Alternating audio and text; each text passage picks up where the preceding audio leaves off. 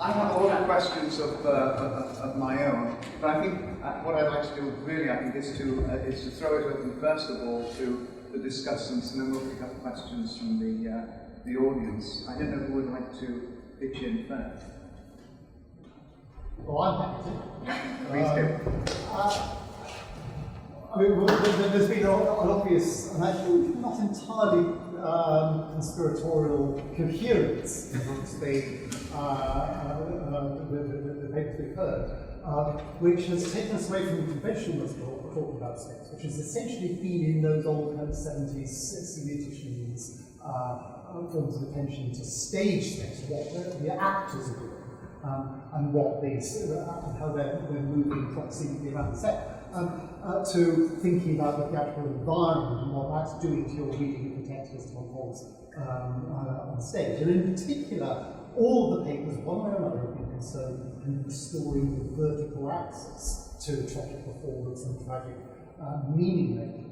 And yet at the same time, one can't help feeling, to return to a motif that was briefly raised by David, that the kind of Westminster face of tragedy is rather neglecting the Holyrood of comedy in this respect. In that this theatre space that we're talking about, of course, is a performance space for comedy, and comedy is far more frontally embracing of the vertical than tragedy, at least in the extant texts. You know, we do have journeys. We have an on-stage catabasis in 12 Frogs. We have an entire tragedy, which is almost in its entirety in mid-air. And one of the things I would like to get into the conversation is how we bring comedy into this new configuration of the space of tragedy as something which is still nonetheless part of the same coherent cultural lens. You get a big double people, you sit on it and you fly up. Yeah. I think Professor Rutherford would like to pick up the gauntlet. Sorry, Professor Seaford, sorry. Too late in the week. You can bring it in partly by politicising the vertical axis. We need to politicise the vertical axis. We need to politicise the whole thing, in my view. But let's just start with the vertical axis. Caves are, of course, about the vertical axis because they mediate between the above and the below. But the issue is who controls the vertical axis. So that it's interesting that in the Antigone, the cave which David spent some time on is described in a way which evokes the cave at Eleusis. He was showing us caves for thieves. Actually, it's the cave at Eleusis that is crucial. And in particular, the phrase pros lithostroton chores and theon hardum would evoke that all those Athenians had been initiated. The place where Persephone came up from below. Now, Eleusis was once in the hands of the royal family, but for the Athenian polis, Eleusis is in the hands of the polis. And it is the polis, it is the community, the people you see all around you, who are controlling this access to the underworld, which is absolutely crucial. And we can go on later to the horizontal axis, which is also equally crucial and analogous in various ways. But now the point about Darius and the Persians is that here you've got the royal family controlling the vertical axis. And there's a fascinating point in the Persians where the chorus just are too frightened to participate in the scene. The chorus who represent the polis, it's actually called the polis of the Persians. And that whole play, The Persians, is about how the royal family, through the use of ritual, through the use of their control of the vertical axis, are actually marginalising the community as a whole. In that respect, it's the complete opposite of what normally happens in a Greek tragedy, in which it is, particularly, of course, in the backing, the community that controls the vertical axis. That's crucial, not for democracy, because tragedy isn't about democracy, it's about the communality, it's about the polis. Now, in the Frogs, of course, what do you find? In the Frogs, you find the Eleusinian initiates, who are possessing in the underworld. This is mass, hilarious, wonderful control of the vertical axis by the polis in visible space there in the theatre. And not only that, but the chorus of the Eleusinian initiates say, we don't like these people because they're enemies of the polis. It's a wonderful expression of polis solidarity from Lycoris initiates in the underworld complete control of the vertical axis. That's just one example in the way in which this whole business of space must be politicized, because the whole way in which space is constructed in tragedy generally is about how you control it and who controls it, whether it's through ritual, through commerce, through violence, whatever it is. And I've got something more to say then, I won't say it now, it's gone on too long, about the way in which actual space in Athens in our period is configured, but I'll leave that for later. Okay, does anyone else want to pick up the next point about comedy? I'll have a go at taking Yeah, if sure. you want to go and take on it from Richard. A difference spatially between the enactment of tragedy and the enactment of comedy is that tragedies are set in mythological places that also exist in the real world. And I've come to think recently that among the stage props of tragedy, the most neglected is the actual ground of the orchestra. Emanuela said that for her the earth is not only the ground, but it is also the ground, and that when a play is set in a particular place, the soil of the orchestra becomes the soil of that place. So I'm getting a rather different take on the relationship of the world within the play to the landscape all around from the majority view. In that I'd say that the landscape all around, including the sky, is the same kind of frame as the world within which the theatre is set. But within the play itself, the ground actually becomes some other place, and it is remarkable how few plays are set in Athens, of course. None of them are actually set on the southeast slope of the Acropolis. And so I've got a rather different take there, both on the different spatial significance of the orchestra in tragedy, but also on the particularity of the ground, of the soil, the base on which people's feet tread in each particular play. I don't know.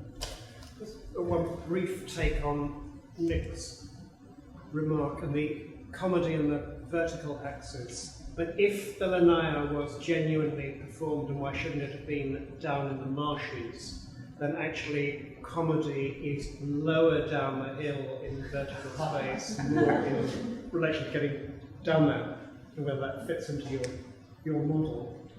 Yeah, whatever it was. It is interesting though, Nick, how I was thinking about this when I was collecting sky space sources, how many comedies sort of disrupt tragic space, right? So we are going to fly up Madame Rideau, we are going to create cloud cocoon, or we are going to have characters flying, and sort of, it seems to me that it's referring to tragic space, but it's also defying it, and it kind of exploding out of it. And then I think that it's not just the vertical axis. I think that there's a horizontal axis in the parabole, the side roads, which, Oliver, you've written on, actually, in terms of this idea of a loop flow and the idea of procession, that what actually is happening is that this theatron that is really like going to be seen as a grandstand for watching a procession that's actually come to a temporary halt and is going to keep going, right? And that these are roads, and there is this sort of horizontal thing happening as well. And there is no on and off stage, there's this kind of constant flow. So there's the vertical thing happening, but there's also this very terrestrial horizontal thing happening as well. And often people coming along those side roads are bringing the devastating information from outside. Can I just try and bring the Oliver position and the Nick vertical axis together? And I feel absolutely that the two ways of thinking of space, the kind of 70s semiotic space and this new cultural geography approach, and by no means polar opposite. But maybe one way of bringing the two together is actually through absolutely thinking about performance. And thinking particularly, as people have begun to do recently, very seriously about chorus. And I'm thinking, that to say, comedy alone thinks about the vertical axis continuously because it goes under. I mean, it is precisely the chorus who are rooted, as Oliver says, remind us constantly of the power of phenomenological power of the earth. And they are both, use Dionysiac, they are often occupying the horizontal. And they are the way of making contact with that vertical. So I suppose, and this is something that perhaps was quite absent in thinking about performance in the 70s and the 80s, and Oliver notwithstanding and so on. But I do think now we're beginning to think much more about precisely what the chorus is doing in terms of orientating ourselves and our understanding of space. Can I just say, one of the ways that comedy is incredibly important there, one of the major differences in comedy and tragedy is in tragedy it's the prologue which establishes the space of the action. In comedy it's the paradox. You can do anything like the prologue. Once that chorus arrives, then you have this near tragic kind of physically space and it's much more locked down. And of course, at the end, the comedy worth bearing in mind is that the chorus is enormous. It's half a diphragmic chorus. It's twice the size of a tragic chorus. It's got far more muscle within the play. So you're absolutely.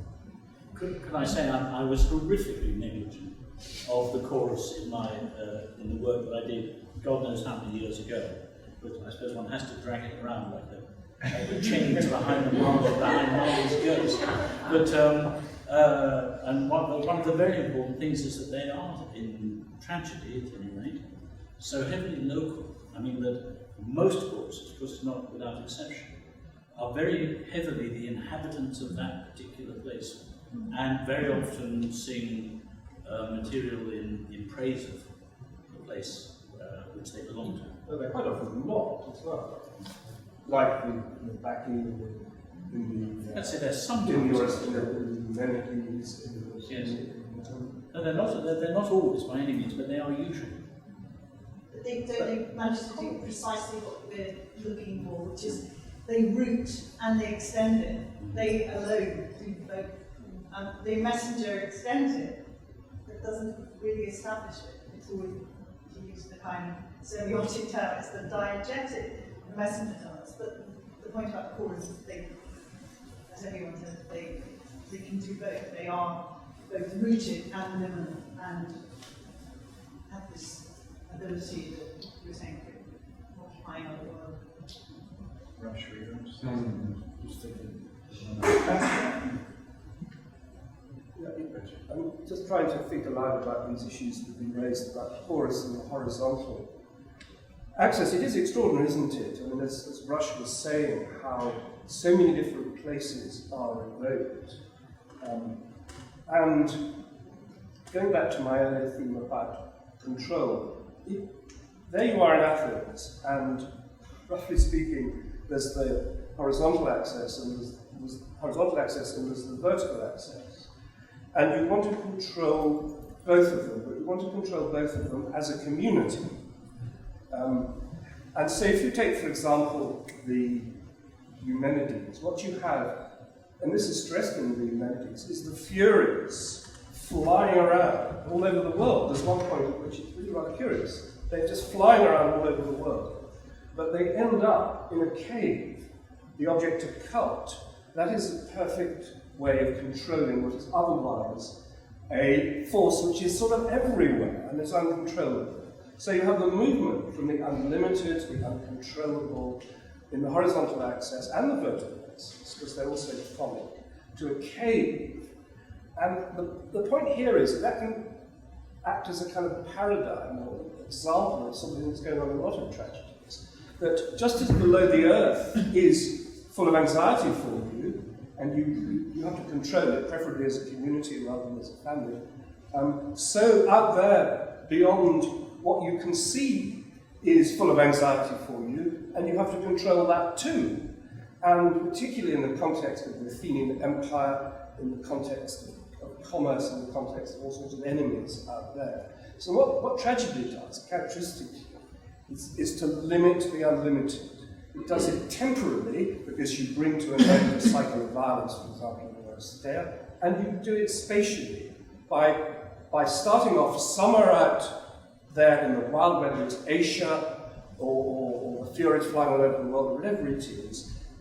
You start with the unlimited, the remote, potentially hostile, and you bring it to a particular space, a cult, a ritual, a cave, in which you, the community, have perfect control over it.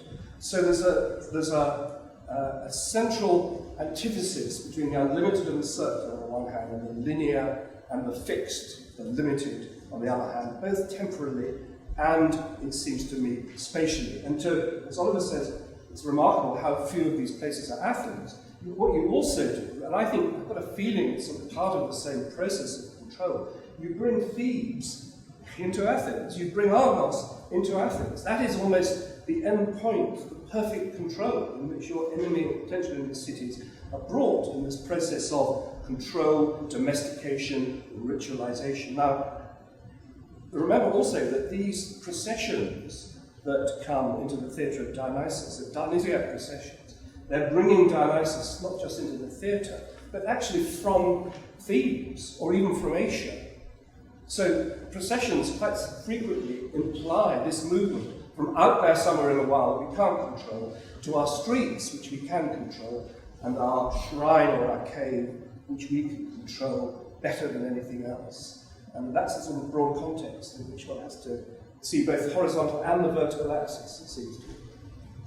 Question, will that work for Euripidean tragedy? Because I can see it working for Aeschylus, I can see it working for Eumenides, but those diasporic endings on Euripidean tragedy, the Bacchic, the Hecuba, the Electra, the Orestes, do these operate according to the same model? Because often one feels with Euripides that that sort of that movement towards control is actually being reversed.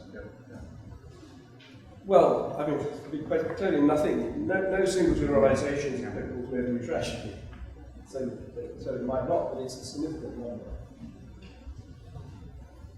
I'm wondering, Neil, you may yes, I understand, because it seems to me that there's a debate going on here between people who want to physicalise, in a sense, our sense of space, and those people who want to retain some abstract or conceptual dimension. I mean, I'd say this is going on with what Richard Stevens just said, that actually you can see some tragedies attempt to show that you need to accommodate certain things.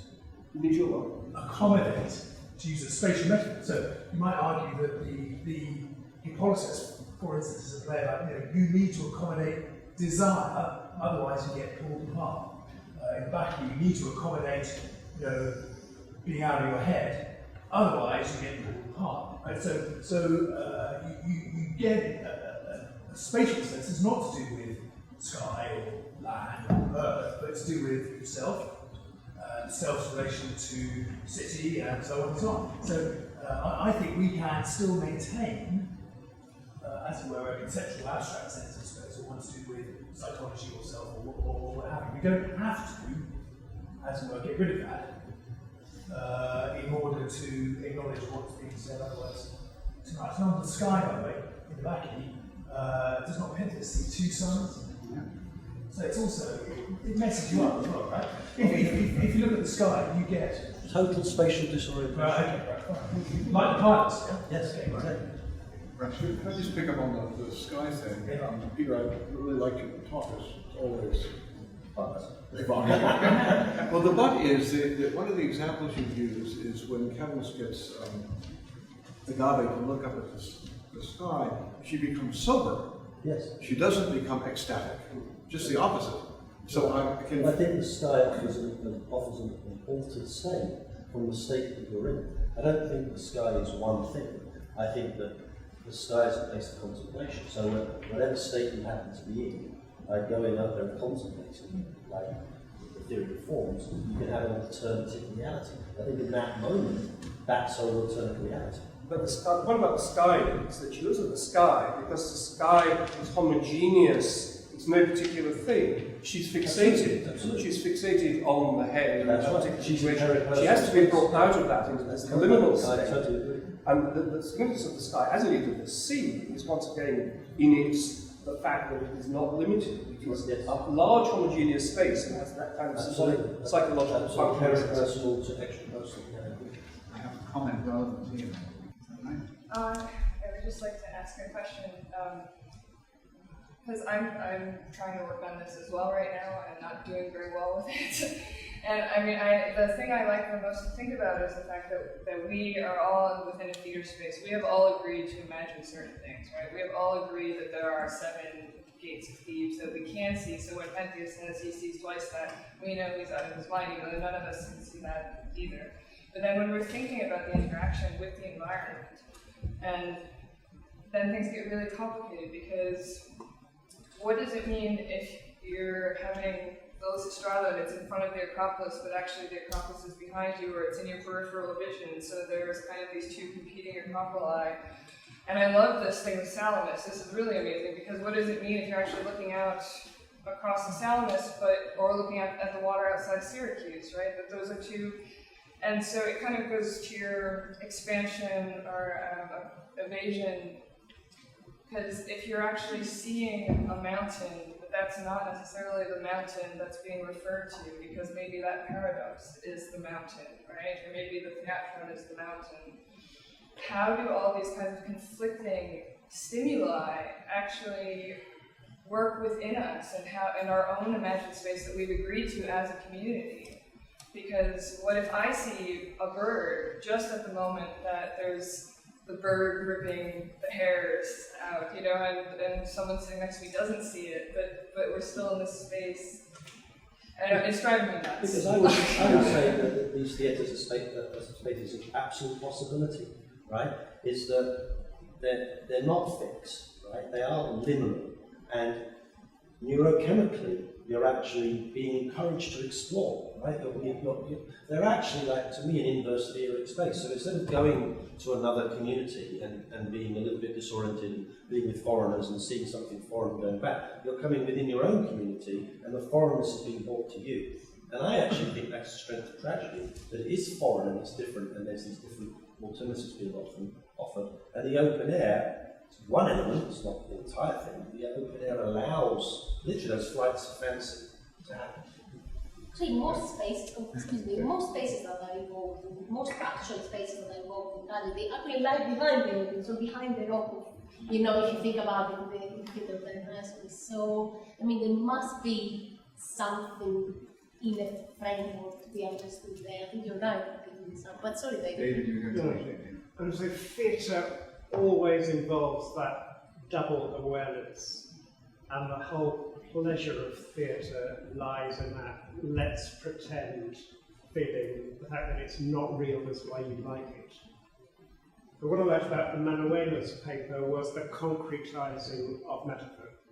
Yeah, and something that also the landscape does. If you're looking across from the Theatre of Dionysus at a mountain, it makes the verbal description of Mount Theron that much more powerful.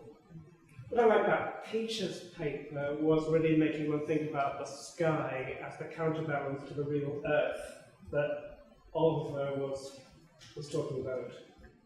And I just have slight worry, just going back to Nick again, there's this sort of a whole sort of structuralist past which I was sort of deeply immersed in, but now have anxieties about. This, again, reducing everything to geometry. Right, never think in terms of vertical axes and horizontal axes. I'm now much more comfortable saying there is the Earth, and there is the sky. The sky, actually, as Peter's picture showed, may actually be on the horizontal axis. We're looking across at the sky, but the power of the sky, okay, it's horizontal, it's vertical, that's not the point, it's sky. Something else that's opened up is you know, we've got so used to thinking all the time of the Theatre of Dionysus in Athens as the space within which the play is enacted. And now that's beginning to crumble, isn't it? People are beginning to realise that if the Persephone was performed in Syracuse within 4 years of its first performance, were plays conceived exclusively for that space. And once you think they weren't, then things change. Well, comedy never was Athenian by birth. You know, I mean, there is whatever Comus is doing with the actual space. That's an independent tradition. Whatever's happening in Athens. I mean, we've got our heads stuck in this place where we think tragedy is normative and comedy is deviant. Comedy is older. It's more encompassing of performative possibilities. It hasn't locked itself down to this insane kind of hyper-literalism that tragedy commits to from a very early stage, and it likes to use that extra degree of freedom to distance itself from tragedy at every available opportunity. I mean, I completely welcome the later realization that tragedy has to be transportable, particularly late 5th century tragedy has to be transportable. It has to be performable in ways that are not specific to the south side of the Acropolis.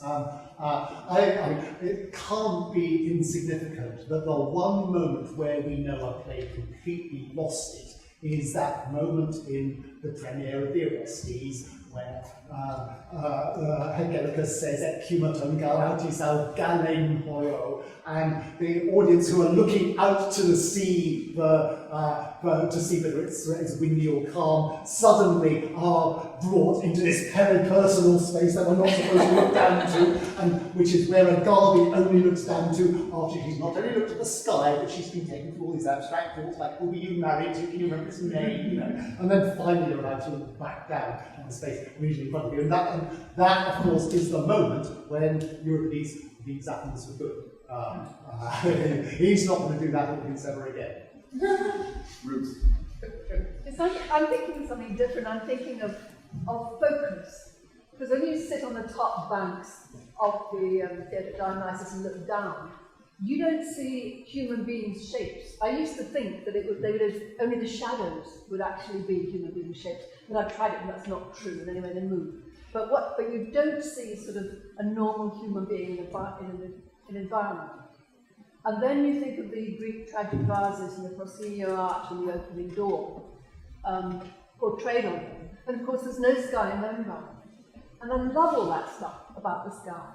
But it might be that part of the doubleness is that they're invited to not look at the sky because they're focusing so hard on this tiny little thing, which is actually the circle of the orchestra.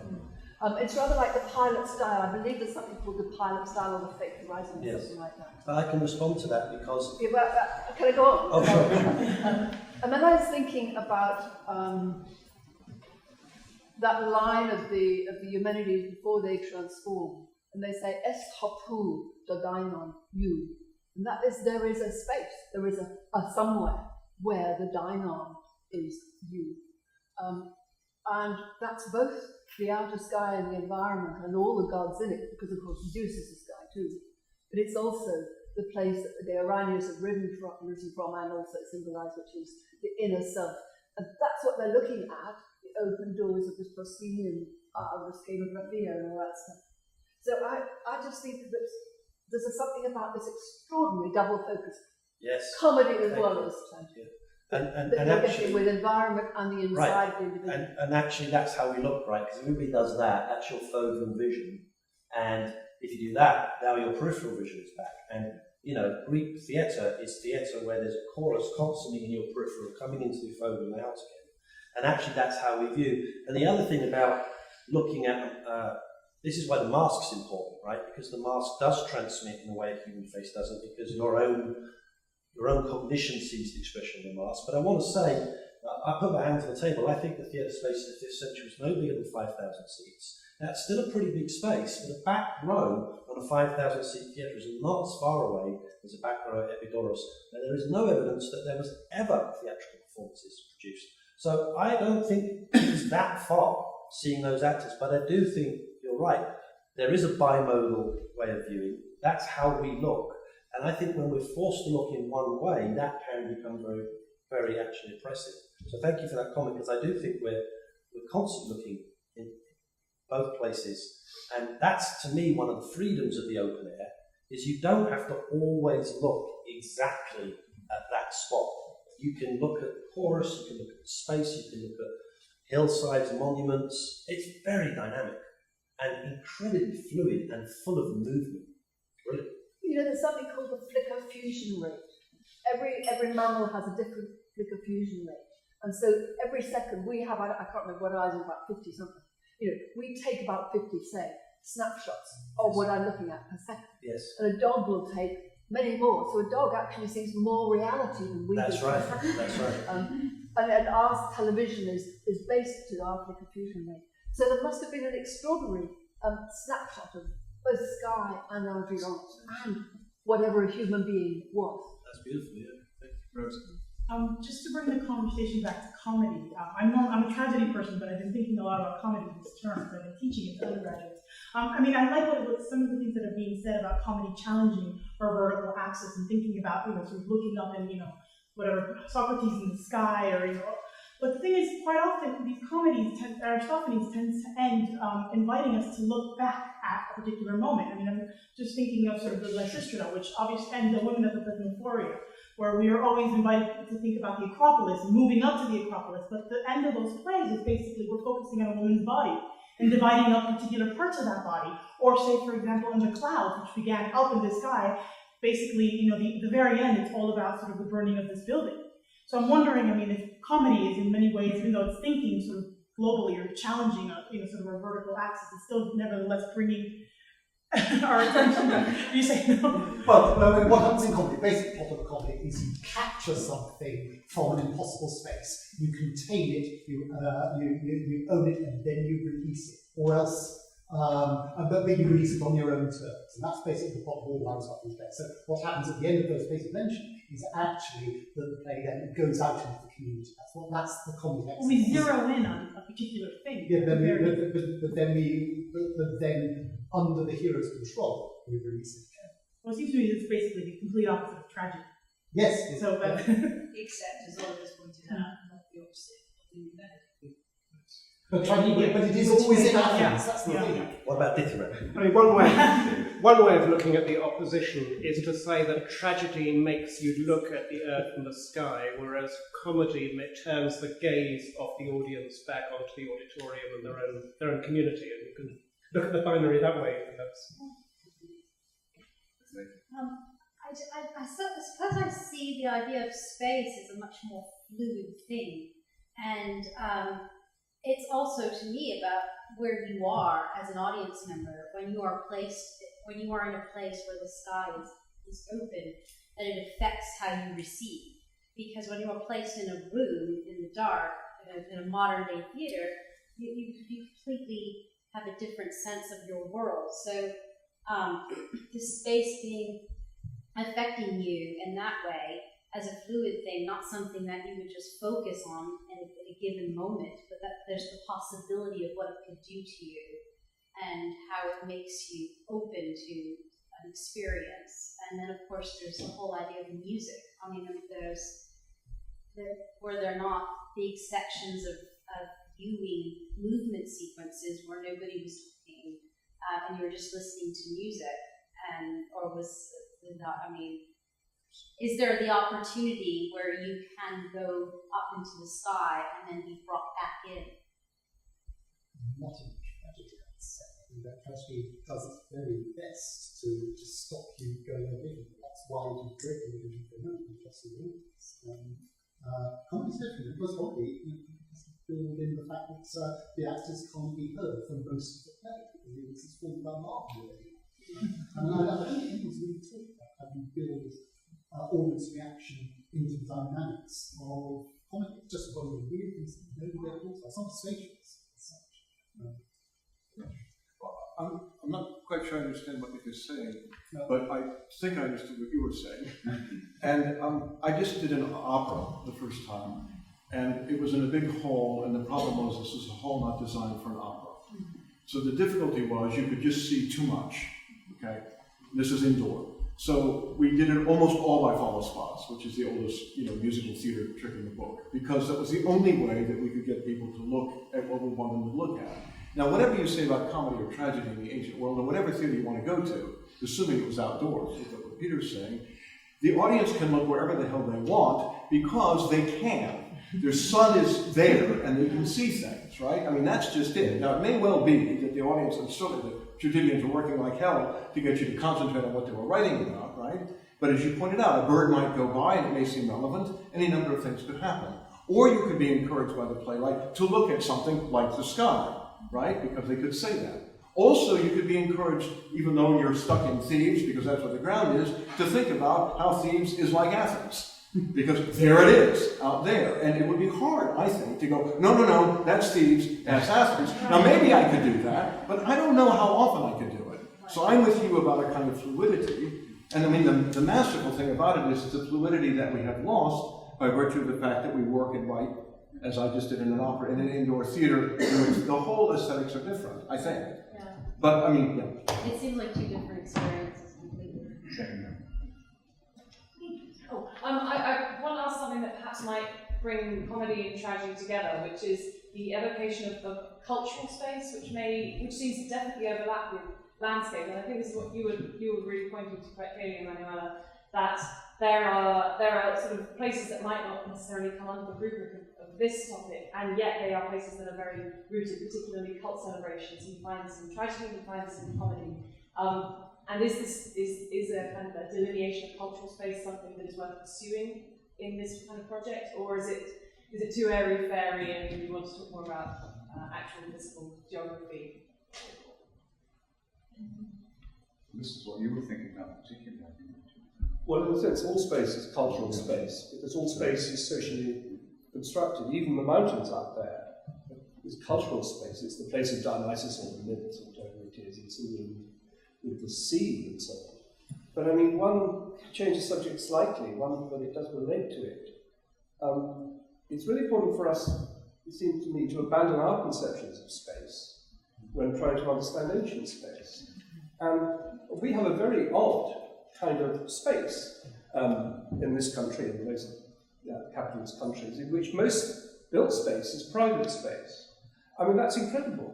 And there are public buildings, but not only is most nowadays built space private space, but it's constantly expanding, like in London. All this private space is mushrooming up into the air in these huge buildings. So private space is dominant.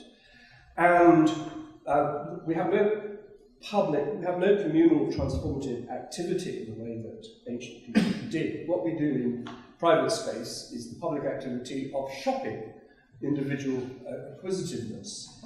But just one could go on, but just think of ancient space as so different in Athens, because one of the very crucial things to understand tragedy, as well as Athenian society, is that private houses are very small.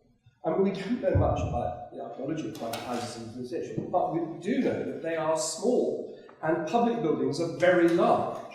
And most space is public space, it is communal space, and much ritual activity is the community asserting its power over, its control over that public space in the face of both external and internal enemies. Tragedy, for me, is the community, particularly in the form of a chorus, asserting its control over communal public space. The processions which take the tribute from the allies up to put it in the public space of the Parthenon and so on.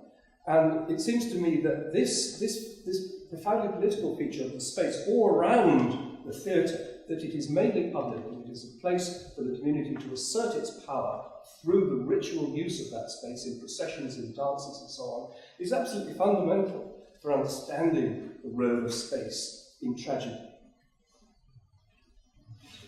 I would like to add another direction, some more physical one. Yep. First of all, I think that's we are just talking about space and implying that we are seeing space, so we have a gaze on space. But at the same time, a human being has a sense of gravity, which positions him in the space. So that's why we normally talk about horizontal and vertical, because we are, by the sense of gravity, we do divide world in horizontal, vertical, and what is above, and because we actually sense the ground. And at the same time, I think that we imply that we have constant gaze or lead gaze to what's going on the scene. So, but sitting 4 hours in any environment will be very destructive experience. So you will always look somewhere else, and that's why I think that being in open space opens more possibilities actually to experience that environment and experience a space which is not actually with the tragedy or comedy, which is actually cultural or whatever space which is near us. Could I follow up what Ruth was saying about focus? Because it seems to me that does, which I very much agree with, it does raise the subject that only David was brave enough to be specific about, which is whether the acting space was rectangular. The more the acting space is wrapped around, the more there is a symmetricality of focus, and the more angular the auditorium space, the less symmetricality of focus there is. And for what it's worth, I don't believe that the archaeological case, either for a rectangular audience space or for an auditorium which would only hold 5,000. I don't think either of those are conclusive, but it is interesting the way they've become virtual orthodoxies. I think the pendulum is actually swinging the other way now on the audience sides. Not for me. But Prof. Marshall gave you a reference to something that's about to come out. I can't remember what it was. But this is now looking good. Is it shape or size, Nick? Size. It's getting bigger. I mean, there were some houses halfway up. Yeah. There's no getting away from that, but that doesn't dictate the size of the audience space. I am not a classicist, so I'm the general public in a way, although I'm based in the Department of Architecture, so there is some type of phenomenon archaeologist. But I was really fascinated as the general public by the connections that Emanuela did with Earth and the sky presentation. And I was wondering whether the actors and the chorus are the mediators of the earth and the sky in a way. So on the one hand, the audience is looking always constantly downwards, and therefore the connection with the earth is reinforced from the audience perspective. But the actors, from where they are, they have to look upwards, and therefore they have the connection with the sky, and therefore we have a cyclical process rather than a vertical or horizontal dichotomical, but it's a much more complex multi-dimensional interconnection with the environment. And I think there is a lot there with the environment, which I think by just speaking about space, we probably narrow down the connection with the environment, which is much more complex. So that was just a reflection from the general public, but I was really fascinated and it really captured my attention, these two presentations. I mean, everything was brilliant, but it's very interesting about the audience looking down, and I'm a bit suspicious of that because I don't think the rake of the theatre, even now, is as acute as most people think. And if you actually go there, even now, and I think that hillside has been so leveled and re-leveled and scooped out, we don't even know anymore. I even think now, half the audience, at least, are pretty much looking that way. And and even people right up at sort of Roselli's area, right up the back, perhaps they're looking down. But again, I think where you place things in your foveal vision, you're still looking away and out from you. You're not looking down at you in this space, you're looking quite far away at something. So I'm not sure that even if you were sitting high up on a rake and you were looking quite far away from you, that's necessarily downward. It's still extra personal space, it's still far away. But that's a matter of focus. For example, from a personal experience, when I'm in the theatre, when I see theatre performance, I will not, my focus will be on the stage and the actors. And that we hope. Focus perspective, if I'm away. But so that's why I was thinking whether the stage is the mediator connector between the act and the sky. I think you're making a really important point about how vision works. I think one can get a bit trapped in the the science of sort of peripheral focal vision. And the interesting works will come out of people looking at autism and how people see through their own eyes, but they also learn to see through the eyes of other people in the auditorium. If they look at the actor, then the actor directs their attention up to the sky or wherever they're referring it. And that reciprocal process of I see through your eyes, you see through mine, I think is a very important one to be developed. And it does reinforce the point that although we talk about space, this is a dynamic process, and one has performance, re-performance, and this is something which is necessarily configured from occasion to occasion. Sorry. Just as a question, Peter may have a comment on this, but I'm actually going to ask Oliver particularly, talking about someone who's interested in modern performances of this space. The Oresteia that was done in the Olivier Theatre was then reproduced in the Epidaurus Theatre. How different was that experience of in a dark room, where you couldn't see the audience, to in an open space? Well, unfortunately, nobody paid for me to go to Epidaurus. I didn't see. Did anyone here see it in Epidaurus? Was it done at the day? In the day or night? It was done at night. They usually do it at night and they're lighted. I mean, you can still see it. I was told it didn't work very well in Epidaurus, but I didn't see it. Oh, well, the actors thought it worked well, but I mean, of course, the Olivier Auditorium is explicitly modern on Epidaurus. But Trappers went the other way, of course. It started in the open air Greek. Yes, but it was at the rounded end of the stadium. So it was quite a theatrical space that it was first performed in.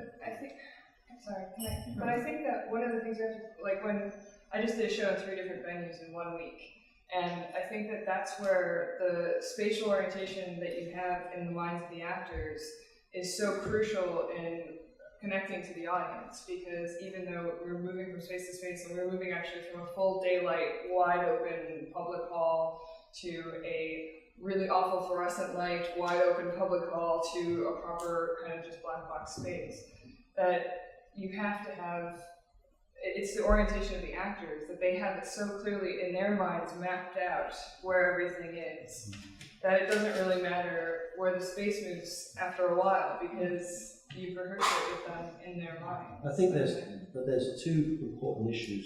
I have an anecdote, and then one is an expectation of space. So a modern audience comes on basically a financial bargain, right? They buy a ticket, they're consumers. And whenever we think about the theoric fund, I think the ancient audience will come into a ritual with a whole paraphernalia built around that. So right there was a different investiture in space. Now I saw this at Delphi, when there was a festival at Delphi I was involved in, and we quickly learned that you can't compete with that space. We weren't in the theatre, we were in the stadium. You cannot compete with the foothills of Mount Parnassus and the sanctuary of Delphi. You'll fail. And I remember seeing a brilliant production of a Scottish play done in the tobacco factory in Brooklyn, underneath the Brooklyn Bridge. Brilliant production that was completely blown away by the F train crossing the Brooklyn Bridge. I mean, you can't compete with that skyline. When we were in Delphi, I remember we quickly realised that we did Clouds there with 6 actors, and it was at night, so that helped a bit. But the audience was so, and I remember it was one of the first festivals they had in 1990. The Greeks wanted to not let anybody take drinks in because they were worried about spillage. But it was funny because when the house lights went down and it got completely dark, all you heard is like 5,000 calls. So the audience kind of took, I remember that Pink Floyd had been performing there, and they left all their sound equipment and light equipment. And back then there were very few safety regulations in Greece, and me and my lighting designer were given the keys to the sanctuary by the Greek crew and told, can you come every night and do the lights, we're going to have to use them. And just going in every night and opening up the sanctuary at Delphi. And I remember we put lights in the trees and projections up on Mount Parnassus and really used the space. And when the clouds sung for, the clouds that come from Mount Parnes, right? We kind of lit the mountain and, lit the trees and brought the environment in, and it was really helped, right? And this was a competition as well, there was money for grabs. The Greeks won, right? We came second, right? But I think it's because that we had to use the environment and bring the environment into the show and refer to it, which is just a sort of modern anecdote of the fact that you can't fight those incredible spaces. They have to be incorporated, like Rush was saying, into the fabric of the show, or they'll just overwhelm you completely, I think. And that's just a modern anecdote onto your point. So it's still a ritual space stuff. I have time for a couple more observations from the audience, if anyone's been biting, yearning to say something. Just a little point just on that. I mean, it sounds as though it's just because we're not used to those sorts of landscapes that we're overwhelmed by them. But if that's all you know, like back then just the words are enough to sort of say, yeah, I know it's like, yeah, Trafalgar Square, okay, you have to see the I know exactly what it is, like to see the mountain. It's interesting how many of the words, though, yet above is one, Apollo panels used, and there are the caves in Apollo panels. It's interesting how many of the words take us, the choruses particularly, the songs take us to other places, you know, and take us out on this journey. And they don't try and confine us, but maybe. The words are enough. I don't think so. To take the conversation into a different direction, I'm just wondering whether you think that it's possible for us to learn much from site-specific stagings of tragedy or even comedy, which are not done in maybe an ancient theatre, but a completely different environment. And I'm particularly thinking of the National Theatre of Wales, and they did a production of The Persians, which was in an area that's normally the public is not allowed access to. It's owned by the military defence. And obviously, it's not looking out at Salamis, but by being in a particularly military context and being given access to looking at the open sky and the kind of things which can distract us and steal our focus, possibly we can learn more about how people experienced tragedy or comedy in the open air. Did you see that production? I didn't, unfortunately. Was that the one where they drove people there in like minibuses and stuff? You had to like be taken there. That to me would be fascinating. I think the Brecon Beacons. Yeah, that you can't just go and buy a ticket and walk. You've got to kind of process them. Yeah, the area's close to the park. You have to go on a theatre festival. Okay, I think I agree that one of the great values of a site-specific, provided the site has been really thought about and has real numinous quality, is the theoric sense, the sense that it isn't just something you do after a day's work round the corner, but you actually have to travel to it. You have to make a pilgrimage to the theatre. That does very much change the experience. Yeah, I agree. I think the worst kind of theatre sometimes, having run a theatre company for many years, is when you're going into a college in the afternoon and you're performing for a bunch of students who are forced to be there. They have no investment in what they want to see, and it's so hard to win them over. And sometimes just making it difficult to go to the theatre.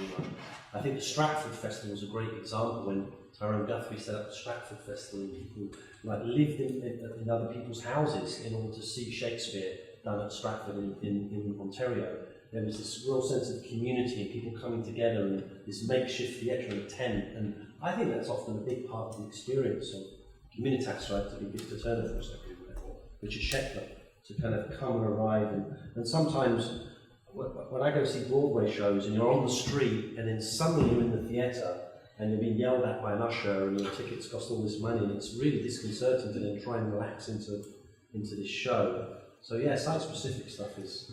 In relation to what Emma was saying about the production of The Presence, it's interesting how the building was used. And I've read reviews and I've seen pictures where it's very famous. And it's interesting how the building was used to evoke that.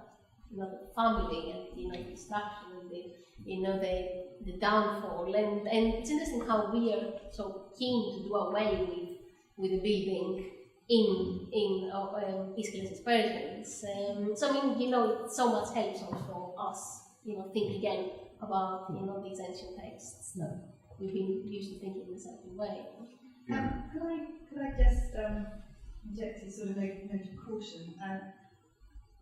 In a way, I think we must not sort of romanticise space and particularly the sort of wider landscape, which I suppose is really following up on your point.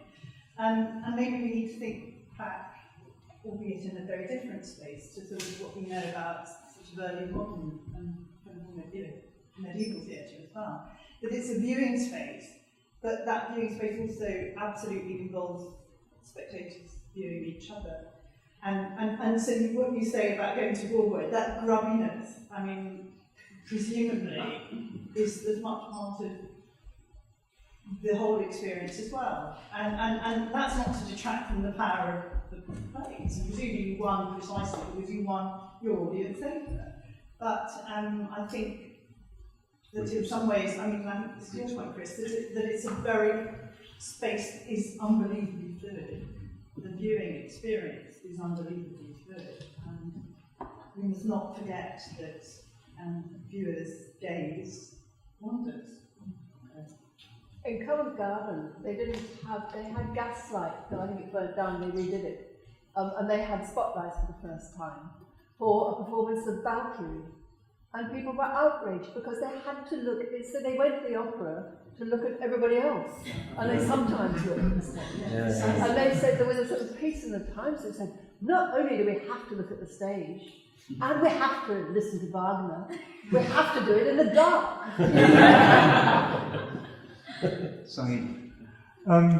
Again, as a non-specialist, I'm sort of my background is looking at cinema and like reception of that, and my research is on that as well.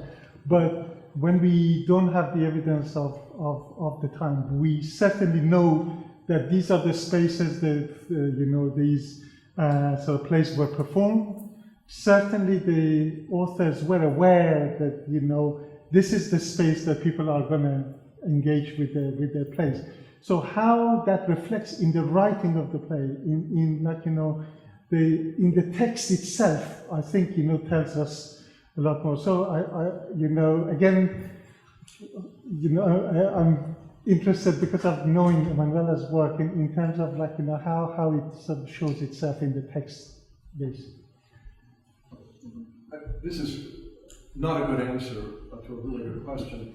But I was at a conference, Oliver was at it, at the Getty some years ago, and Tony Harrison, who's done a lot of work in Greek tragedy, just used this expression I thought was so lovely. He said that tragic language is fledged for flight.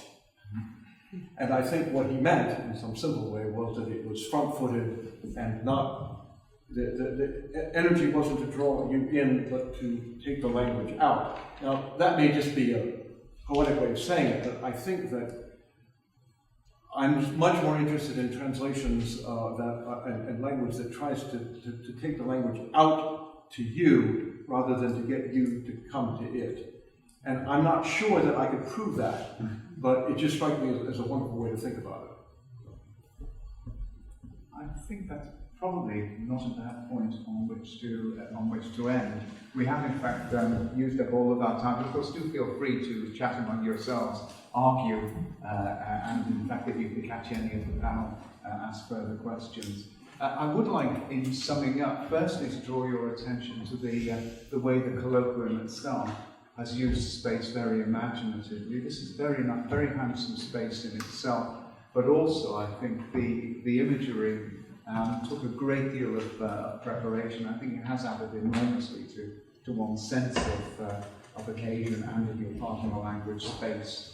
A large number of new and exciting experiences. Those of you who touched the Devon soil, ran your fingers through Thames mud, encountered the disorientation of fighter pilots, contemplated whether chocolate is better eaten or contemplated, and also thought about the politics of ecology, ancient and modern. A really fascinating occasion, I think. We've always known that theatre takes place in space. I mean, you can't not know it if you've ever been to the theatre. But I think some really interesting themes have been sort of raised, not settled, because one would be very disappointed if any of them were settled. A number of different dimensions, I think, both real and imaginary. Theatre as space, shape, position in relation to civic space, living and dead, I think very important, axes of sight, theatre in space, the sights, the smells, the sounds, that one experiences, and the way in which all of those can actually be enacted, enlivened, activated for the benefit of the moment. Theatre also, I think, less of that I thought came out towards the end, but it is worth re-emphasising. Theatre as itself a locus for thinking about space. Ways in which people relate to their space within the theatre, within the plot, religious, civic, natural, ways in which space itself, in which nature reacts to those who inhabit it. And there were some very good observations from Rush about the way in which nature takes revenge, the sense of nature as something active. The thematic of space, the symbolism of space, the dramaturgy of space, and axes of thought as well as axes of sight. None of these issues has been settled, but I think what the colloquium has done is given us an opportunity to revisit them, rethink them, and come away refreshed and eager to continue thinking about them. Warm thanks to all of the speakers, Rush Rain, David Wiles, Peter Mining, Emmanuel Bacola, and to the discussants Fiona McIntosh, Nick Lowe, Richard Seaford, and Oliver Taplin. And thanks also to you for your patience and for your comments and questions. But our thanks to all.